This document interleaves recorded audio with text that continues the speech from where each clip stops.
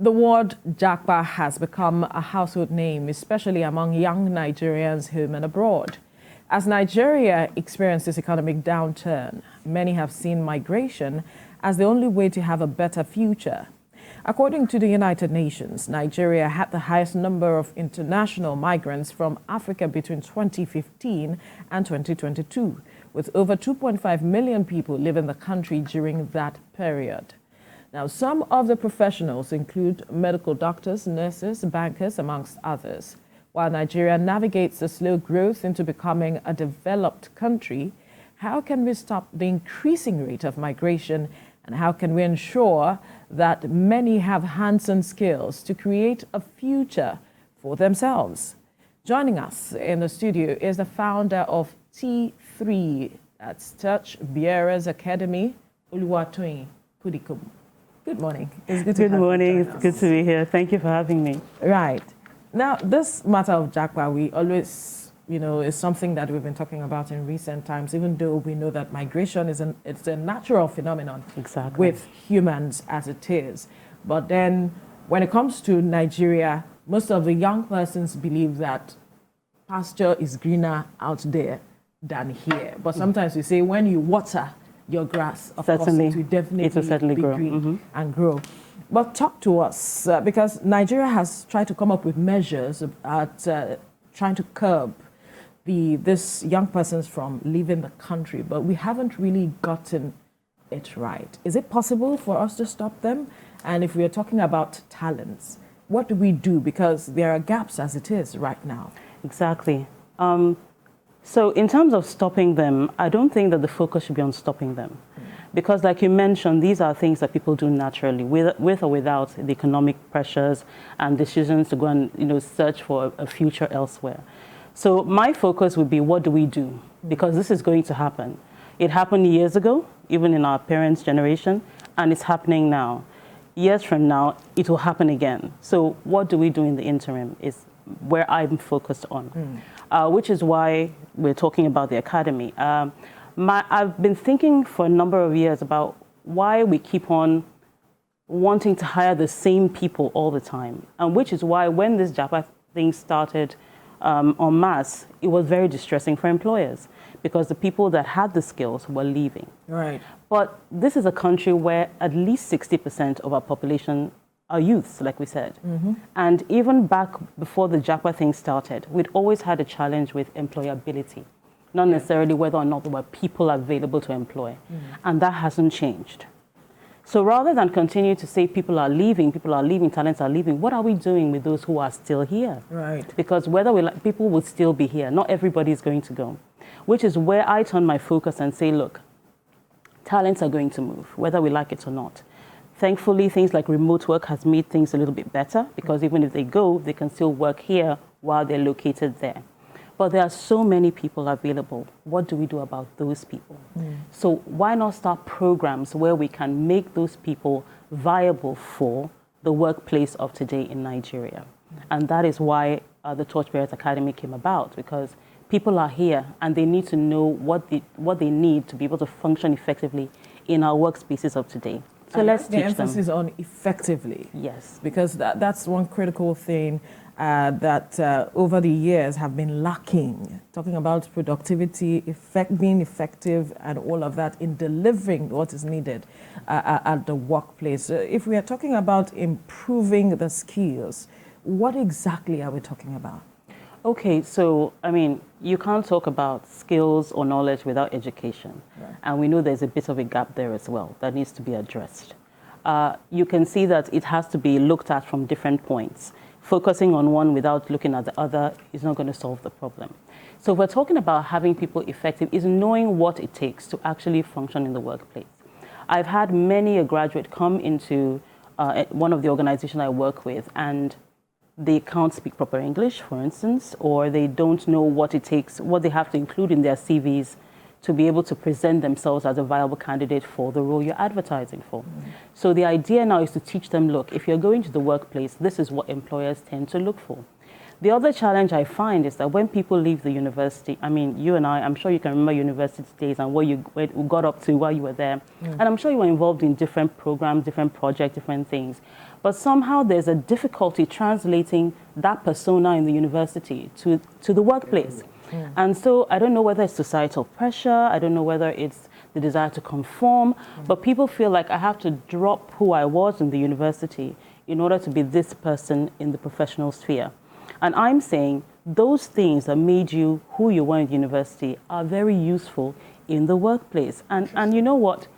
You can teach us a few things. The workplaces have been the same way for a number of years. There's something that you know you've seen coming from a fresh perspective, and I'm talking about the Gen Zs now, that can help us take another look at what we've considered the status quo as far as work is concerned. So that's what I'm saying, that you have skills you can use. You have abilities you can use. When you get to the workplace, we refine them for you. But don't hold back and think that you have to become a different kind of person because you're coming into the workplace. And in talking about the workplace, are you looking at the white-collar job sort of a thing? Because, you mentioned the citadel of learning, the universities and, the like. You have people who go to school who perform better.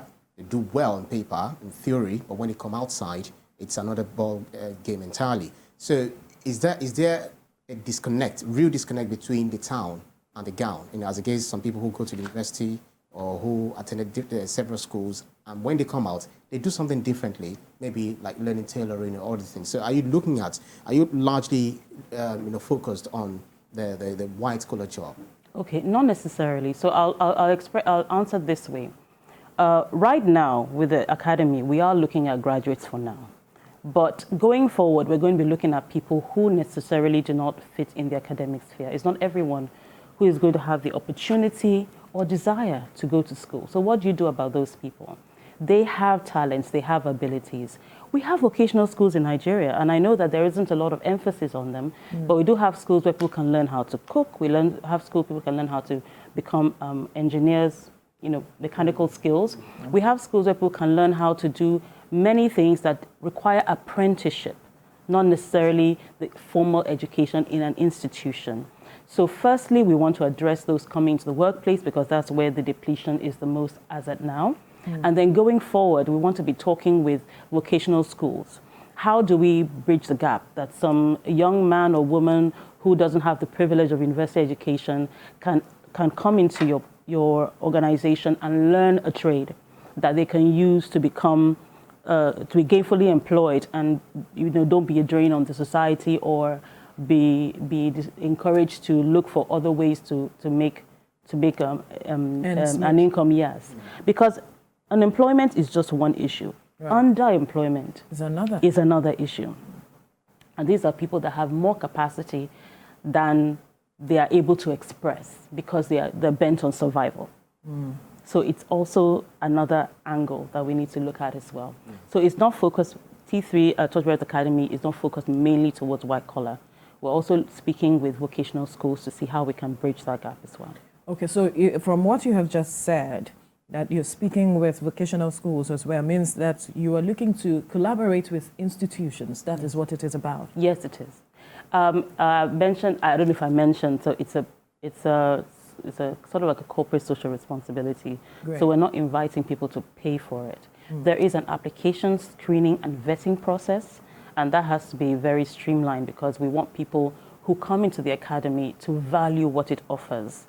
It's not an opportunity to, loaf around or to use the time unproductively. So we're big on the screening part of it. But what we now want to do is, okay, once we've looked at you and we see you have the desire and the drive to better yourself, how do we link you up with an institution that can help you do that? So we're having those conversations.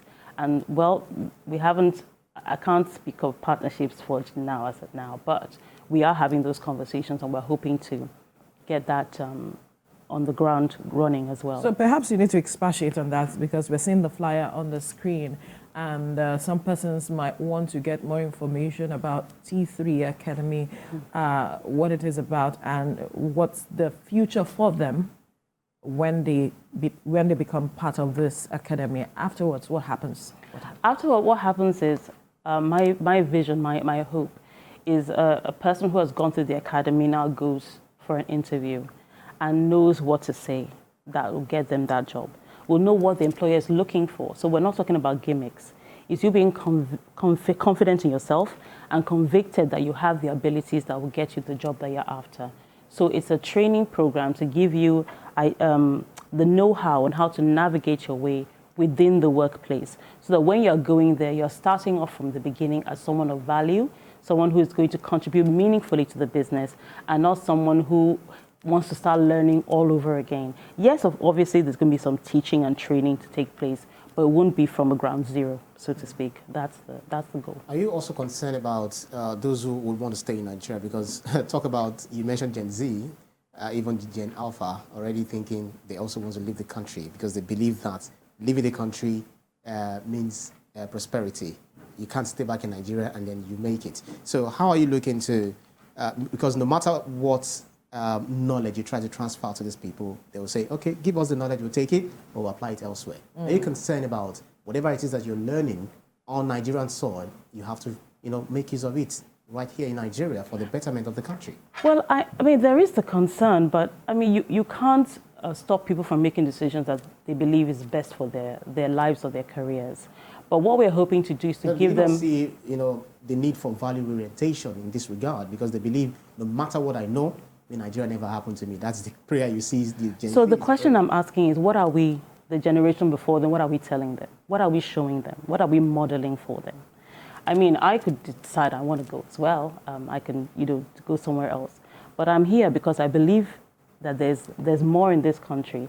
And like you said, if you don't water your own grass, who's going to water it for you? Can you believe that people are looking for how to come to Nigeria to do business and to make good money? We have many people, I don't want to mention names or countries or races, who are in this Nigeria, who are prospering in this Nigeria and looking for how to come to Nigeria because they hear that, to the point that, I mean, we had a gentleman on the show, I think it was Wake Up Nigeria some time ago. We have people who are not Nigerians celebrating Nigeria for us.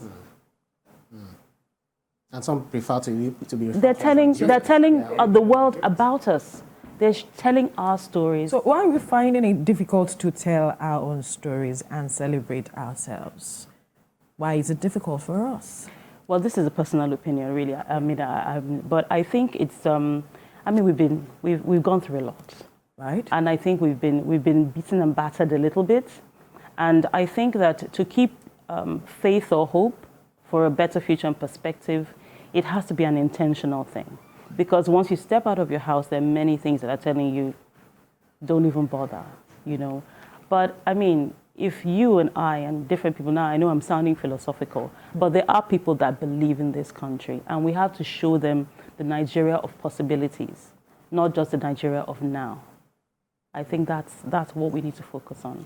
Why are you largely concerned about we talked about integrity, resilience, dedication, and excellence, because you believe in that character matters just as much as the talent. Yeah. Because people will say, if you're coming to the table, if you want you to be, the leader, if you want you to take a lead or to be present somewhere, you have to, competence, capacity, and then they say character is very important. So, certainly. Do you feel that this is lacking among Nigerians? I think that people need to be encouraged to bring out the better side of them. I think that if you're looking to do something that's bigger than yourself, and everybody wants to do that, unfortunately, there are many things in your environment that kind of kill that spirit. So it's maintaining that focus on what you want to achieve. It's not at all easy. I'm not gonna lie to you, but I do think that nobody comes out of the bat saying that, oh, I want to go through life. I don't care who I hurt. I don't care how I get it, as long as I get it. It starts from a good intention, and somewhere along the line, something changes. Like I said, it's important for us who are ahead of them, especially the youth, to model what we want them to see. I'm wondering how that is going to be possible, because there are some schools that have, as a motto, character and learning. Many schools do. Right, many schools. So and then you see students going to such schools, and then they come back, they go as mommy, and then when they, just so to speak, and then when they come back, they become very tough. You know, some of them join bad gangs, cultism, etc. Do you not see this as a very tall order for your own academy to look into? But there are many that don't, as well. Like me? And I think because the bad is more, sensational or more pronounced, we tend to not focus as much on the good. Because where you have people who do that in schools, you have others that come through the university as well, relatively unscathed, who go forward to become upstanding members of the community. We have a number of them who are leading members of our society right now, who didn't succumb to the pressures of school, or maybe even if they did, at some point it turned over. So that's not the end of the story. Even if that's what they're doing now, there's a chance that things will change along the way, and they need people to believe that things can change for them along the way. And I guess that I'm willing to do that. Interesting that you are willing to go this path, because I know that there are some persons who have tried to do something like this. I'm wondering what makes T3 different from every other academy that has talked about this whole thing, looking at the Japa Syndrome, trying to encourage those who are here, equip them with skills. We've had those conversations time and time again, but we are not seeing as much results. So what makes T3 different? So the question is, are we seeing the results? Are we not seeing the results, or the results are not as pronounced as other results? So the question for me is, where are we looking? What do the media, or social media, all the time, what do they amplifying? Exactly. What are we amplifying? The gentleman I mentioned, the white gentleman, I forget his name now, who talks about Nigeria, our culture and whatnot. Yes. That is one voice among many voices. And if more voices are speaking the negative, that's what we tend to believe. As of now, there are people that still believe Nigeria is a cesspool of insecurity. Like, you step over the threshold and you're going to immediately be in trouble. Others will come and say they don't know why they believe that, because they come to Nigeria, they have a good time, they do the rounds, and they leave, and everything is fine. But that's here for the long haul. Exactly. That's what some persons will say. They are not here for the long haul. But there are people that have been here recently. I think last year, a couple of years ago, there were people who made Nigerian citizens who are not Nigerians. There are those that have been here for a long time. If there was no reason for them to be here, they wouldn't be here. So, you see what's going on. The emphasis is what we are used to seeing. But there's another side of the story, and that's what I'm willing to tell. Right, and that is what makes T3 different? I'd like to think so, yes. and talking about bad narrative about our country, just like, we started off, some Nigerians will still do not want to, see anything good about Nigeria, especially maybe after the election or even before the election, that their candidates, lost, and they're still embittered about, the outcome of the election, and they believe that as long as the person who stole their mandate is there, Nigeria is never going to be good, and they are not going to say anything good about the country. How can we, reorientate these kind of people? Because when they say go to America, go to UK, go to other countries, they are so good. We just read in the news 2 days ago of a Slovakia Prime Minister who was shot, in the midst of his guards, I think 4 times. He's battling for his life. Thank God he's, being, revived. In UK, you can be walking somebody, maybe because they don't have gun laws, but someone will come with a knife to stab you. The same thing in Australia. And you don't see them talking much about these things. In fact, before we didn't get this news, but thank God for social media, but we don't get to see this in Nigeria. So how can we reorientate these people, our own people, our own, Gen Zs, Gen Alphas, and entirely Nigerian citizens, to see the good side of this country? Well, I don't know if I have the silver bullet to that question, but I do know that what you tend to focus on is what's magnified in your viewpoint. If I look at your red tie, all I'm going to see is red. And I'm not going to notice many other things around. You're not a politician. So But what I'm trying to say is that what we focus on is what tends to be magnified in our view. And these other countries, like you've mentioned, have a way of selling their own stories that don't give us the perspective that things are so bad there. But we've also heard the stories. I don't want to, denigrate any country or whatever. But it's not all rosy for even those who have left. For any country, really. It's not rosy. And if you speak to the citizens of those countries and you listen to what they say about their country, you wonder, is this the same country? That's right. That I got? No, for a Nigerian, just going somewhere where there's 24 hours light, I mean, things are better now, but, you know, back then, is enough. They're willing to enjoy everything else as long as this particular thing has been resolved. So you understand what I'm trying to say? But there are challenges there too, and the people who are there will speak to you of those challenges. I've heard Americans speak of America. I've had them before, and I say, is this the same America that my people are looking to go to? It's a question of perspective. It's simply a question of perspective. Does that mean Nigeria is perfect? No. But I'm also saying that everywhere else isn't perfect either. It's just what you're looking for. If that imperfect place has what you're looking for, then it's perfect for you. Okay. All right, let's look at the academy now. When it's this, talk to us more about the structure of the whole thing, when it's going to begin, the process of getting in, what they should expect, the kinds of training they should expect, and how long it's going to be for. Okay, so it's an 8-week boot camp, and I know that 8 weeks is not long enough to teach you everything, but this is where we are starting from.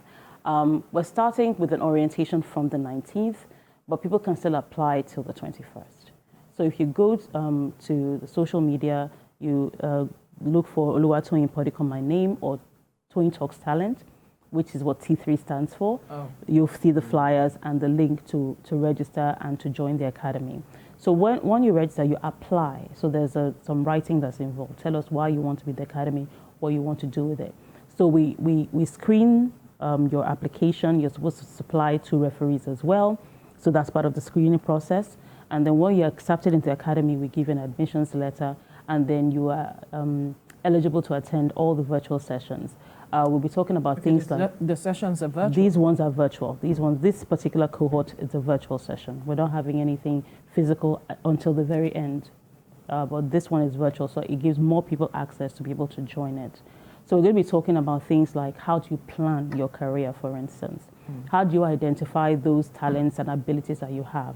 And how do you translate that into the workplace to give you a viable career that can earn you a good income? We're going to talk about how to express your USP, your unique selling point in a CV. So when a recruiter is looking, they know what you're about and what you can offer the organization. We're going to talk to you about how to present yourself in an interview setting, how to combat those nerves that generally come around, and how to take cues from what the panel is asking you to answer the questions.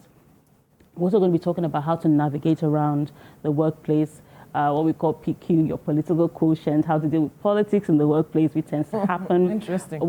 How do you respond? How do you identify people who can be mentors to you, who can be coaches to you, who can be sponsors to you? What sort of things do you need to do to get in the attention of the right people? We're also going to be talking about things like leadership skills, emotional intelligence, which a lot of young people, are still building.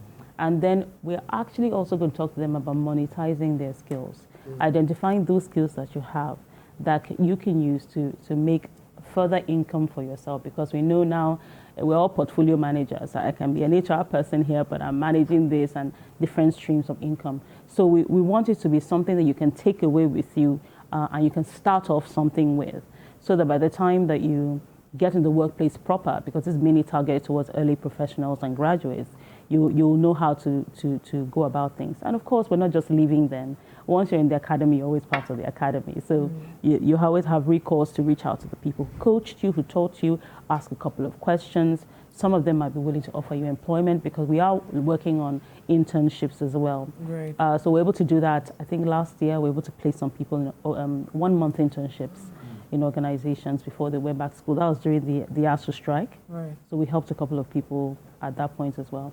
So we're also looking to do the same this time around. If you look at where the younger generation is also looking at currently, they're looking at how AI is revolutionizing, the industry or industries generally. Are you also looking to talk about this to the younger generation, talking about technology and the innovations that come with it?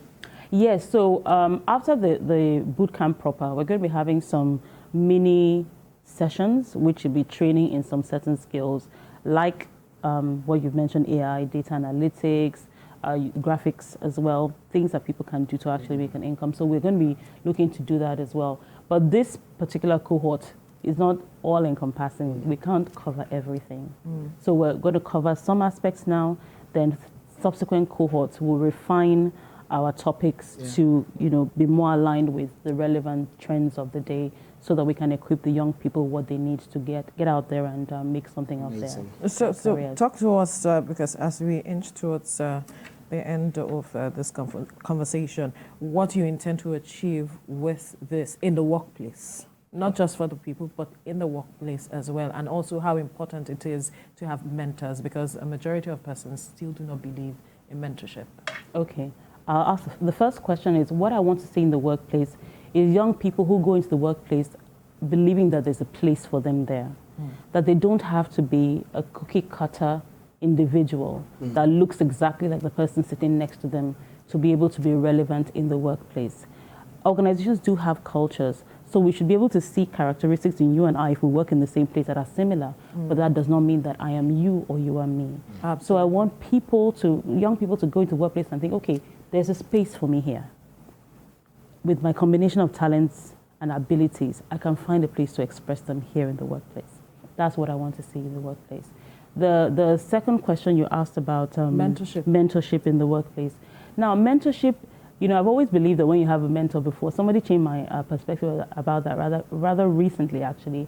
I felt that it has to be a person, we have to have an appointment, they have to call me, talk to me about life and everything else, and then I'm listening, with rapt awe and awe. But do you know that there are people that you've never met? You probably read their books, or you follow them on social media, and they're mentors to you. You pattern certain aspects of your life after them. So mentorship doesn't have to be the one-on-one. One-on-one is great, but it doesn't have to be the one-on-one. So if you're looking for a mentor, you have an idea in your immediate future what you want it to look like. Look for somebody who is doing what you want to do and start from there. If you're able to meet them, fantastic, it's even better. But if you're not able to meet them, then follow them, see what they do, see how they cope with things. If they've written books, read the books they've written, and start your mentorship journey from there. Then as time goes on, as you refine and begin to know yourself better, then you'll know the sort of person they are willing to submit yourself under. Because mentorship is about submitting yourself under someone and allowing that person to not necessarily make decisions for you, but help guide your decisions. It's a very, very sacred relationship, and it's not just anyone that can be your mentor. So you need to be very careful who you choose to influence you, because that is going to reflect in who you are and how your character is developed going forward. Right. I'm not sure whether you've actually mentioned this. Those who want to, participate in this, where exactly should they go? And I see that you asked them to write about 250-word write-up. Yes. To show their interest in, yes. their participation and all of that, and for their career path. Yes. So could you talk to us about this, the dates, the process of application? Okay, so if you follow Toyin Talks Talent on social media, you'll get the details there. There's a link you can register at. I mentioned, actually, we're starting orientation on the 19th, where we start welcoming people, giving people time to join. Classes actually start on the 25th, where we're going to be talking about career planning. How do you plan a career, Then we have someone who's going to be talking about how to translate campus to career.